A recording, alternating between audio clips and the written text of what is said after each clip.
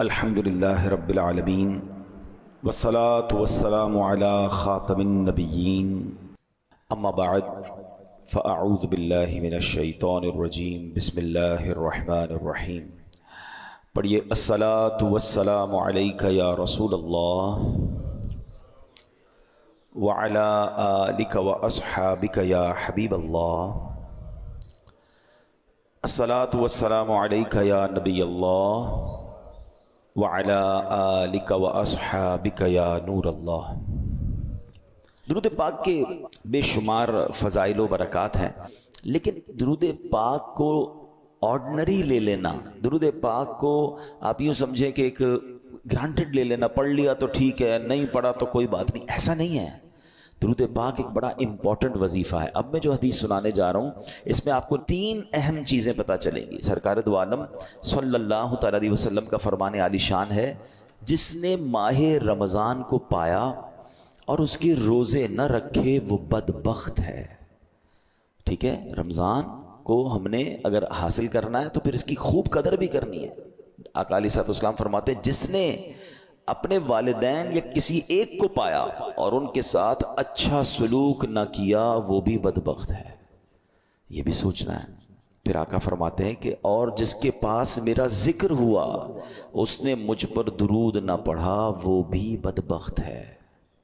اب آپ غور کریں، یہ تین چیزیں. اب نبی پاک جس کو بدبخت کہہ دیں تو پھر تو گئے نا. تو ماں باپ کی قدر، نبی پاک کا ذکر خیر ہو، فوراً درود پاک صلی اللہ تعالی علی محمد صلی اللہ علیہ وسلم. اور پھر فرمایا کہ رمضان کے روزے نہ رکھے وہ بدبخت ہے. تو اللہ کرے کہ ہم درود پاک کی قدر سمجھنے والے بن جائیں. محبت کے ساتھ باواز بلند درود پاک پڑھ لیں. صلو علی الحبیب صلی اللہ تعالی علی محمد صلی اللہ علیہ وسلم. مرحبا صد مرحبا، پھر آمد رمضان ہے. کھل اٹھے مرجھائے دل، تازہ ہوا ایمان ہے. یا خدا ہم آسیوں پر یہ بڑا احسان ہے، زندگی میں پھر عطا ہم کو کیا رمضان ہے. ابر رحمت چھا گیا ہے اور سما ہے نور نور، فضل رب سے مغفرت کا ہو گیا سامان ہے. ہر گھڑی رحمت بھری ہے، ہر طرف ہیں برکتیں، ماہ رمضان رحمتوں اور برکتوں کی کان ہے. یا الہی تو مدینے میں کبھی رمضان دکھا، مدتوں سے دل میں یہ عطار کے ارمان ہے. سبحان اللہ. اے میرے پیارے اسلامی بھائیو، یہ وہ مہینہ آنے والا ہے جس میں نیکیوں کا اجر بڑھا دیا جاتا ہے، جنت کے دروازے کھول دیے جاتے ہیں. ہمارا سب سے بڑا جو دشمن ہے شیطان. ہمیں کون بہکاتا ہے، ہمیں گناہوں کی طرف کون کھینچنے کی کوشش کرتا ہے؟ وہ شیطان ہے. مگر شیطان کو قید کر دیا جاتا ہے، یعنی جس سے مقابلہ ہے نا اس کو تو قید کر دیا. اب ہمیں موقع دیا گیا کہ خوب نیکیاں کر لو. اور سبحان اللہ، اللہ قرآن مجید فرقان حمید میں فرماتا ہے شہر رمضان الذی انزل فیہ القرآن. یہ مہینہ کون سا ہے؟ کہ رمضان کا مہینہ جس میں قرآن نازل کیا گیا. اس آیت کے اس جز سے پتہ چلتا ہے کہ یہ ماہ قرآن ہے، نزول قرآن کا مہینہ. ایک اور جگہ قرآن مجید فرقان حمید فرمایا جاتا ہے کہ یا ایھا الذین آمنوا کتب علیکم الصیام کما کتب علی الذین من قبلکم لعلکم تتقون. اے ایمان والو، تم پر رمضان کے روزے فرض کیے گئے جیسے کہ پچھلی قوموں پر فرض کیے گئے. پچھلی قوموں پر بھی روزے فرض تھے، ان کا الگ الگ دن تھے، الگ الگ انداز تھا. مگر جو وجہ، جو ریزن قرآن نے بیان کیا نا کہ اس لیے فرض کیے گئے لعلکم تتقون، تاکہ تم تقوی اختیار کرو، تاکہ تم پرہیزگاری اختیار کرو. تو روزے آ رہے ہیں ہمیں متقی بنانے کے لیے، ہمیں پرہیزگار بنانے کے لیے. اب ہم نے دیکھنا ہے کہ ہم نے ان روزوں کو کیسے گزارنا ہے، اس کا استقبال کیسے کرنا ہے، ان روزوں کو جس کو کہتے ہیں نا اس کا ٹائم کیسے اسپینڈ کرنا ہے. بدقسمتی یہ ہے کہ کچھ لوگ روزے رکھ کر بھی گناہ کر رہے ہوتے ہیں، روزے رکھ کر بھی اللہ کی نافرمانی کر رہے ہوتے ہیں. ایک بات یاد رکھیے، روایتوں میں آتا ہے کہ جو بندہ بھوکا پیاسا رہے، روزہ رکھے اور پھر بھی گناہ سے باز نہ آئے، تو اللہ کو ایسے بھوکا پیاسا رہنے کی کوئی حاجت نہیں ہے. روزہ صرف کھانے پینے سے رکنے کا نام نہیں ہے. آنکھیں حرام دیکھ رہی ہیں اور بندہ روزہ رکھا ہوا ہے، کان حرام سن رہے ہیں اور بندہ روزہ رکھا ہوا ہے، زبان حرام بول رہی ہے اور ہم روزے سے، یہ کون سا روزہ ہے؟ یقیناً کھانے پینے سے رکنا ہے. مگر گناہوں سے بھی رکنا ہے. اچھا دیکھیں، رمضان میں گناہوں کی شدت، اس کی سزا کی جو شدت ہے وہ کیوں بڑھ جاتی ہے؟ یعنی میرے اور آپ کی آسانی کے لیے شیطان بند کر دیا گیا، نیکیاں کرنا آسان کر دیا گیا، ثواب کا اجر بڑھا دیا گیا، مگر یہ کیسا بندہ ہے کہ پھر بھی گناہ سے باز نہیں آ رہا؟ آپ سوچ رہے ہیں کہ آپ کی میری فلیکسیبلٹی کے لیے، ہمارے لیے نیکیاں آسان کرنے کے لیے ہمارے دشمن کو بند کر دیا گیا، مگر پھر بھی بندہ گناہ کرتا ہے. اچھا یہاں ایک بڑا دلچسپ سوال بھی لوگوں کے ذہن میں آتا ہے کہ جناب اگر شیطان بند ہے تو بندہ پھر گناہ کیوں کرتا ہے؟ ٹھیک ہے نا، آپ کہہ رہے ہیں شیطان بند ہو جاتا ہے تو لوگ رمضان میں بھی جھوٹ بولتے ہیں، رمضان میں بھی معاذ اللہ فلمیں ڈرامے دیکھ رہے ہوتے ہیں، بدکاری، بے حیائی، بہت سارے برے کام چل رہے ہوتے ہیں، تو یہ کیوں؟ تو علماء نے بڑی پیاری مثال دی ہے. کبھی سائیکل چلائی ہوگی آپ نے، تو فرمایا سائیکل چلاؤ، چلاتے رہیں اور کچھ دیر کے بعد سائیکل کے آپ پیڈل مارنا چھوڑ دیں، مگر سائیکل پھر بھی کافی دیر تک خود چلتی ہے کیونکہ پیڈل آپ نے پیچھے کافی مار لیے تھے. تو بتایا جو 11 مہینے شیطان نے آپ کے پیڈل مارے ہیں نا، ٹھیک ہے، 11 مہینے چلتے رہے شیطان کے ساتھ. اب شیطان تو بند ہو گیا، باقی کام اسی انہوں نے خود ہی کر رہے ہیں. وہ شیطان بند ہے، بندہ خود ہی وہ جو پیڈل مارے سائیکل چل رہی ہے. اب بریک تو لگاؤ بھائی. ہاں بریک لگا لو گے تو پھر نہیں چلنی، کیونکہ پیڈل مارنے والا اب کوئی نہیں ہے. مگر مسئلہ یہ کہ ہم بریک مارنے کے لیے تیار نہیں ہوتے نا. ہماری جو عادتیں ہم اس کو کنٹینیو کر لیتے ہیں. معاذ اللہ جس کی جھوٹ بولنے کی عادت، بد نگاہی کی عادت، موبائل پر الٹی سیدھی چیزیں دیکھنے کی عادت، لڑائی جھگڑے کی عادت، گالی گلوچ کی عادت، حرام کمانے کی عادت، وہ رمضان میں اس لیے بند نہیں ہوتی کہ اس نے بریک نہیں لگاتا. وہ مجھے اور آپ کو ابھی سے بریک لگا لینا ہے. 3-4 دن تو شیطان سے لڑ لو یار، پھر تو ویسے ہی رمضان آ جائے گا، وہ بند ہو جائے گا. ابھی سے پریکٹس کرنی ہوگی. ایسا نہیں ہوگا کہ جب اعلان ہوگا کہ مبارک ہو ماہ رمضان کا چاند نظر آ گیا تو ہماری ساری بری عادتوں کے سوئچ آف ہو جائیں گے. جھوٹ کا سوئچ آف، بدنگاہی کا آف، لڑائی جھگڑے کا آف. نہیں، وہ آپ کو آف خود کرنے پڑیں گے، اور ابھی سے کریں. اس کو پلان کریں کہ مجھے رمضان میں کوئی گناہ نہیں کرنا. رمضان نیکیوں کے لیے آ رہا ہے. اس مہینے میں ایک بار کیا ہوا کہ پیارے آقا علیہ الصلوۃ والسلام منبر اقدس پر تشریف لے گئے تو آپ نے آمین ارشاد فرمایا. طویل حدیث ہے، میں اس کا ایک جز سنا دیتا ہوں. آمین ارشاد فرمایا. تو صحابہ نے کہا حضور آپ نے آمین فرمایا؟ کہا جبریل امین آئے تھے، انہوں نے دعا کی کہ جو رمضان کو پائے اور اپنی مغفرت نہ کروا سکے وہ ہلاک و برباد ہو جائے. نبی پاک فرماتے میں نے اس دعا پر آمین کہا ہے. مجھے بتائیں دعا کرنے والا کون؟ فرشتوں کا سردار روح الامین. آمین کہنے والا کون؟ نبیوں کے سردار صلی اللہ تعالی علیہ وآلہ وسلم. مجھے بتائیں کوئی شک و شبہ باقی بچتا ہے اس دعا کے قبول ہونے میں؟ 100% مقبول ہے نا. دعا ہو رہی ہے کس کے لیے؟ جو رمضان کو پا کر اپنی مغفرت نہ کروا سکے. تو اب آپ بتائیے کتنا کانشیسلی رمضان گزارنا چاہیے، کتنا فکر کے ساتھ رمضان گزارنا چاہیے کہ یار کچھ بھی ہو جائے میں نے رمضان میں اللہ کو راضی کرنا ہے، میں نے مغفرت لینی ہے، میں نے اس کو ضائع نہیں ہونے دینا ہے. تو اس کے لیے پریپریشن کریں نا، اس کے لیے تیاری کریں، اپنے ذہن کو فریش کریں، سوچیں میں نے رمضان کیسے گزارنا ہے. آ جائے گا تو دیکھ لیں گے. نہیں، آپ کے گھر پہ کوئی مہمان آنے والا ہو ایسے کرتے ہیں کہ یار آ جائے گا تو دیکھ لیں گے. نہیں یار، وہ اس کو کھلانا کیا ہے، بٹھانا کہاں ہے، انتظام کیا ہوگا. پھر جتنا اہم مہمان اتنی زبردست تیاری کرتے ہیں. آپ گھر بھی سجاتے ہیں، بعض اپنے گھر کو صاف کرتے ہیں کہ یار بہت اہم مہمان، ایسا مہمان جس کا برسوں سے انتظار تھا، میرا سب سے بیلوڈ، سب سے پیارا آ رہا ہے. تو آپ اور تیاری کرتے ہیں، اس کے استقبال کی تیاری کرتے ہیں، اس دن اچھے لباس پہنتے ہیں. تو کیا ایسا نہیں ہو سکتا کہ ماہ رمضان کی آمد سے پہلے ہم گھر میں صفائی ستھرائی کریں، گھر میں خوشبو لگائیں، اپنے لیے اچھے لباس، صاف ستھرے لباس تیار کریں، مینٹلی پریپیئرڈ کریں اپنے اور اپنے بچوں کو بھی. ہمارے بچوں کو بھی بعض اوقات نارمل لے رہے ہوتے ہیں، اچھا رمضان آ گیا ٹھیک ہے. نہیں، اللہ کرے کہ ہمارے گھر میں، ہماری فیملی میں، ہمارے خاندان میں، بلکہ ہمارے ملک میں، ساری دنیا میں ایک شور ہو، ایک خوشی کا سما ہو. مبارک ہو رمضان آنے والا ہے. Be prepare your self.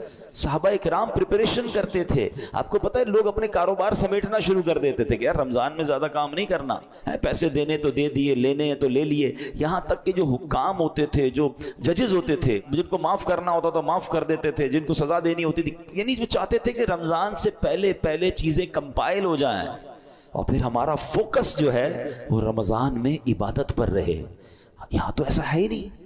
کچھ لوگوں کو تو پرواہ ہی نہیں، بلکہ الٹا ہو رہا ہے. کچھ لوگ ہو سکتا ہے کہ رمضان میں زیادہ پیسے کیسے کمانے اس کی تیاری میں لگے ہوئے ہوں گے. کچھ یہ بھی پریپریشن چل رہی ہوگی، یہ بھی سٹاک لے لو، یہ بھی خرید لو، اس کے ریٹ بڑھ جائیں گے، اس کو جناب اس میں بہت کمائیں گے، پھر آخری عشرے میں الگ کمائیں گے. رمضان کاروبار کے لیے نہیں، رمضان کھانے پینے کے لیے نہیں، رمضان تو مغفرت کروانے آ رہا ہے۔ آپ کو پتہ ہے پچھلے رمضان میں کئی لوگ ہمارے ساتھ تھے، وہ آج ہمارے ساتھ نہیں ہیں۔ ہمیں کیا معلوم، پہلے تو اللہ سے یہ دعا کرتے ہیں کہ یا اللہ خیر سے عافیت سے ہمیں رمضان سے ملا دے۔ بڑی پیاری دعا ہے نا، اللہم بلغنا رمضان بالصحت وعافیہ، اے اللہ ہمیں رمضان سے صحت اور عافیت کے ساتھ ملا دے۔ پہلی دعا تو ہماری یہ ہے، اور پھر دوسری دعا یہ ہے کہ اللہ یہ رمضان ہمیں ہماری مغفرت کا سامان بن جائے۔ کیا پتہ یہ آخری رمضان ہو ہمارا، تو ہمیں اس کی قدر کرنی ہے، ذہنی طور پہ تیار ہو، بلکہ میں تو مشورہ دیتا ہوں فزیکلی بھی تیار ہونا شروع ہو جائیں۔ زیادہ محنت کے کام تھوڑا کم کر دیں، تھکاوٹ والے کام کم کر دیں، زیادہ ٹریولنگ کم کر دیں، کیونکہ اگر آپ کی طبیعت خراب ہو گئی ہے، اگر جس کو فکر ہے نا کہ میں نے پورے روزے رکھنے ہیں، پوری تراویحاں پڑھنی ہے، تو وہ اپنے آپ کو ذرا سیکیور کرے گا۔ آپ کو پتہ ہے جس کی شادی ہوتی ہے کیا کہتے ہیں دولہے کو، بھائی ذرا خیال رکھنا، شادی والے دن ہی بیمار مت ہو جانا۔ شادی سے 4 5 6 دن پہلے، 8 دن پہلے اس کو ریسٹ کرواتے ہیں، اس کو زیادہ ٹریول نہیں کرواتے۔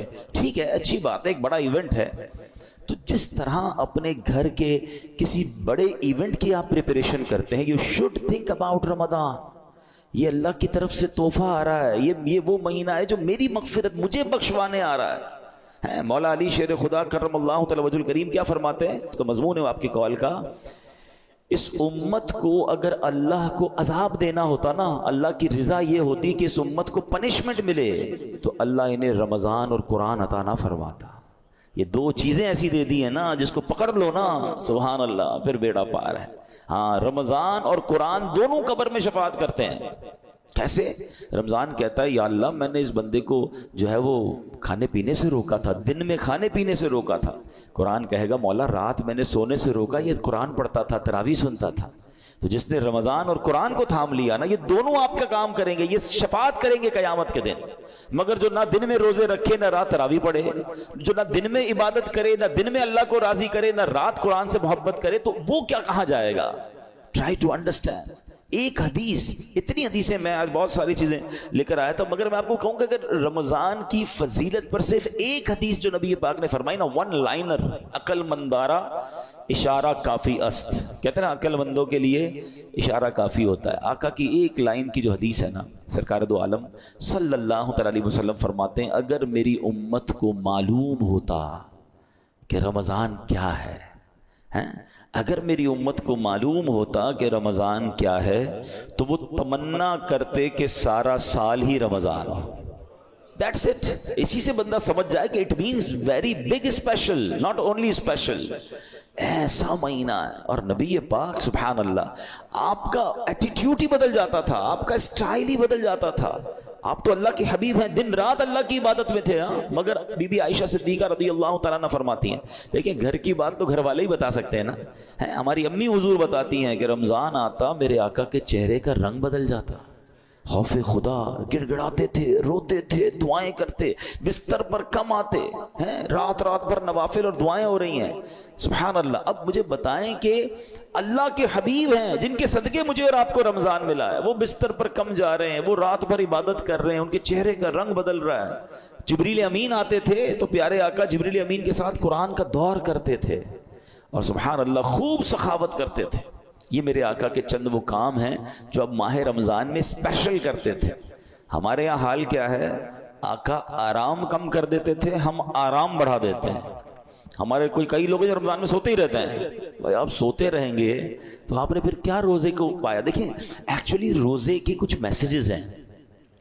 روزہ ایسے رکھنا ہے، ایک تو جیسے میں نے بتایا کہ صرف کھانے پینے سے نہیں، گناہوں سے بھی بچنا ہے۔ دوسرا آپ کو نکاحت فیل ہو، اس کا ایک مقصود ہے کہ جب عصر کے بعد خاص طور پہ ماشاءاللہ کئی لوگ میں جانتا ہوں، مجھے یہاں بھی نظر آ رہے ہیں، مزدور بھی ہیں ہمارے بھائی، نوکری پیشہ بھائی بھی ہمارے بیان میں آئے ہیں، تو یہ مجھے تو ان پہ یقین کرے رشک آتا ہے، اصل روزہ ہی ان کا ہے۔ ایسے بھی ماشاءاللہ ہیں جو صبح 8-9 بجے سے کام پہ جاتے ہیں اور محنت مزدوری بھی کر رہے ہوتے ہیں، اور سبحان اللہ روزہ بھی رکھتے ہیں۔ اللہ ان کے صدقے ہم ناکاروں کا روزہ قبول فرما لے۔ ہم میں کئی وہ ہیں جو ایئر کنڈیشن روم میں بیٹھے رہتے ہیں، کام بھی ہے تو ٹیلی فون پر کام کرنا ہے، نو ڈاؤٹ روزہ ہمارا بھی ہے، لیکن اصل روزہ تو ان کا ہے نا، جو اتنی محنت کر کے بھی روزہ چھوڑتے نہیں ہیں۔ ہاں چھوڑنا نہیں ہے، یہ نہیں کہہ سکتے کہ یار میرا بڑا محنت والا کام ہے، بڑی مزدوری والا کام ہے۔ روزے سے مت کہو میرا کام ہے، کام کو کہو میرا روزہ. آپ کام کم کر دیں, تھوڑا کر لیں, مگر روزہ نہیں چھوڑ سکتے. تو میں یہ بتانا چاہ رہا تھا کہ آپ نے دیکھا ہے جب آپ کا روزہ ہوتا ہے تو عصر کے وقت بڑی عجیب سی فیلنگ شروع ہو جاتی ہے. کسی چیز کا جی نہیں چاہتا, تھکاوٹ لگ رہی ہوتی ہے, پیاس لگ رہی ہوتی ہے, زیادہ بات کرنے کو جی نہیں چاہتا, غصہ کرنے کو جی نہیں چاہتا, بحث کرنے کو جی نہیں چاہتا. کیوں؟ کیونکہ ہماری باڈی میں اب انرجی کم ہو گئی ہے. تو اس میں پتہ ہے میسج کیا ہے؟ اے بندے تیری اوقات یہ ہے. یہ اصل اوقات جو پتہ چلتی ہے نا, جو کرو فر جاہو جلال کے ساتھ بہت زیادہ دھوم مچا رہے ہوتے ہیں, ان کو افطار سے پہلے اپنی پوزیشن خود چیک کرنی چاہیے کہ ابھی کیا حال ہے. اور یہ صرف 12-15 گھنٹوں کی مار ہے. اللہ پاک چاہے تو تمہیں ساری زندگی ایسے رکھ سکتا ہے نا, افطار کے بعد سیٹ ہو جاتے ہو. لیکن یہ افطار سے پہلے کی کیفیت عاجزی کی کیفیت ہے. بندہ سمجھے کہ یہ میری اوقات ہے. دیکھیں اللہ کرے میسج لینے والے بنے ہم, ورنہ نہیں لینے والے تو کچھ نہیں لیتے. اسی طرح جب میں اور آپ بیمار ہوتے ہیں, ہلکا سا بخار ہو جائے, پیٹ خراب ہو جائے, وہ کہتے ہیں نا پنجابی وچ لگ پتا جاتا ہے ساڑی اوقات کی ہے. نہ بستر سے کھڑے ہونے کی ہمت, نہ بات کرنے کی ہمت, سردی لگ رہی ہے تو گھر والے کمبل اڑا رہے ہیں. کیسا بندہ جس کے جناب جاہو جلال, جس کے روب و دبدبا ہے, بالکل ایسا ہو جاتا ہے کسی کام کا ہی نہیں ہوتا ہے. لیکن بات یہ کہ اس سے بندہ میسج تو لے کہ یہ میری اوقات یار. ایک بخار, ایک پیٹ کا درد, ایک جناب گڑبڑ ہوئی طبیعت میں, بالکل میں تو 1 2 3 ہو گیا. تو میسج لو اس سے کہ یہ میری اوقات ہے. میں کس بات کا جناب اتراتا ہوں, کس بات کا کرتا ہوں. میرا رب چاہے تو ساری میری انرجی مجھ سے واپس لے سکتا ہے. پھر روزے میں افطار سے پہلے ایک اور میسج لینا ہے. وہ میسج یہ ہے کہ ہمیں یہ پتا چلتا ہے کہ بھوک کیسا بندے کو توڑ دیتی ہے. ہمیں پتا ہے ہم افطار کے بعد کھانا کھا لیں گے, مگر کئی بیچارے وہ ہوتے ہیں جو سارا سال بھوکے ہیں. کئی بار مہینے میں جن کے گھر میں روٹی نہیں پکتی ہے, ان کا تو گویا روز ہی روزہ ہے نا. وہ تو روز اس کمزوری سے گزر رہے ہیں. کئی بچے ہیں جن کو پورا کھانا نہیں مل رہا. پاکستان کی تو رپورٹ آئی تھی کہ کئی بچے جن کو پراپر نیوٹریشن ہی نہیں ملتا, وہ بڑے نہیں ہو پاتے, ان کی نشو نما ہی نہیں ہو پا رہی, کیونکہ نہ ان کو پروٹین مل رہا ہے, نہ ان کو دودھ مل رہا ہے, نہ ان کو غذا مل رہی ہے. تو جو امیر بھی ہے نا, اس کو بھی مزہ چکھا دیا گیا ہے, اس کو بھی سمجھ لو غریب کا احساس دلایا گیا ہے کہ افطار سے پہلے اپنی حیثیت دیکھو کہ جو تم اب اس وقت فیل کر رہے ہو سکتا ہے کئی لوگ ایسے ہو جو ساری زندگی یہ فیل کر رہے ہیں. تو اللہ کرے کہ یہ میسیجز تو لینا یار. تو یہ ہے روزے کی اصل, جس کو کہنا کہ بندہ گناہ سے بھی بچ رہا ہے, کھانے پینے سے بھی بچ رہا ہے. اب افطار کے وقت ہاتھ اٹھا کر پھر دعا کرنی ہے. آپ کو پتہ ہے خاص وقت ہے افطار کا, حدیثوں میں آتا ہے جس کا مضمون ہے کہ روزانہ رمضان میں افطار کے وقت 10 لاکھ گناہ گاروں کو جہنم سے آزاد کر دیا جاتا ہے. اور وہ 10 لاکھ کون سے ہیں کہ جن پر گناہوں کی وجہ سے جہنم واجب ہو چکا تھا. مجھے سچ بتاؤ پھر افطار کے وقت ہماری کیفیت کیا ہونی چاہیے؟ کاش ہم اپنے گھر والوں کو بات سمجھائیں. ہمارے گھر میں تو ایک ہنگامہ مچا ہوا ہوتا ہے, بھائی جلدی سے شربت لے آؤ, تو پکوڑے کدھر ہیں, تو دہی بلے کدھر ہیں, پتہ نہیں افطار ہے یا کوئی مارکا ہے. ارے یہ مغفرت کا وقت ہے. اگر واقعی آپ نے افطار کا انتظام کرنا بھی ہے تو اپنی فیملی سے بھی, ان بیچاروں کو بھی کچن سے نکالیں, ان کو کہیں 10 منٹ پہلے ختم کر دے, سب کچھ دسترخوان پہ رکھ دیں اور آپ بھی آ جائیں. اب مل کے دعا کرتے ہیں. کتنا اچھا گھر ہوگا, کتنا اچھا دسترخوان ہوگا کہ باپ بھی بیٹھا ہے, ماں بھی بیٹھی ہے, بچے بھی بیٹھے ہیں, اور سب کے ہاتھ اٹھے ہیں کہ مولا آج پھر افطار میں 10 لاکھ بخشے جائیں گے. اے اللہ ہماری بخشش فرما دے, ہمیں محروم نہ کیجیے. اور کراچی والوں کو تو گولڈن چانس یہ ملتا ہے کہ جس وقت ہمارے افطار کا وقت ہوتا ہے, عین اسی وقت یعنی اس سے 15-20 منٹ آدھا گھنٹہ پہلے مدنی چینل پر شاندار دعاؤں کا سلسلہ ہوتا ہے. آپ اپنے گھر والوں کے ساتھ مدنی چینل پر شامل ہو جائیں. وہ دعائیں ہو رہی ہیں, آہیں ہیں, آنسو ہیں, اللہ کے ولی اور پھر ہزاروں لوگ اعتکاف میں پورے مہینے کے رمضان میں فیضان مدینہ میں ہوتے ہیں. تو نہ جانے کس کی آمین کے صدقے ہمارا بیڑا پار ہو جائے. بلکہ میں تو ایک مشورہ دوں گا کراچی والوں کو کہ کچھ افطار فیضان مدینہ میں جا کر کریں. آپ کو بہت ساری فرائز نہیں ملیں گی وہاں پر, بہت خوبصورت فروٹ کی ٹرے نہیں ملے گی, مگر روحانی آپ کو بہت کچھ ملے گا. وہاں فیضان مدینہ میں یہ اہتمام ہی نہیں ہوتا. وہاں پانی کی بوتل دے دی جاتی ہے, 1-2 کیلے دے دیے جاتے ہیں. اس کے بھی پیچھے بھی امیر اہل سنت کی بڑی پیاری حکمت ہے. اللہ کرے ہم کو سمجھ آ جائے کہ افطار سے پہلے جس نے سموسے بھی کھانے ہیں, کباب بھی کھانی, پیاز بھی اس میں ڈلی ہوئی ہے, اور اس کے بعد نماز بھی مغرب کی پڑھنی ہے, تو منہ سے بدبو نہیں آئے گی. اللہ کرے ہم مسجد کی نماز کی قدر محسوس کریں. بھائی سب چیزیں مغرب کے بعد بھی تو ہو سکتی ہیں نا, تو پانی پی لیں, کھجور کھا لیں, منہ کو اچھی طرح صاف رکھیں تاکہ ہم عبادت کر سکیں.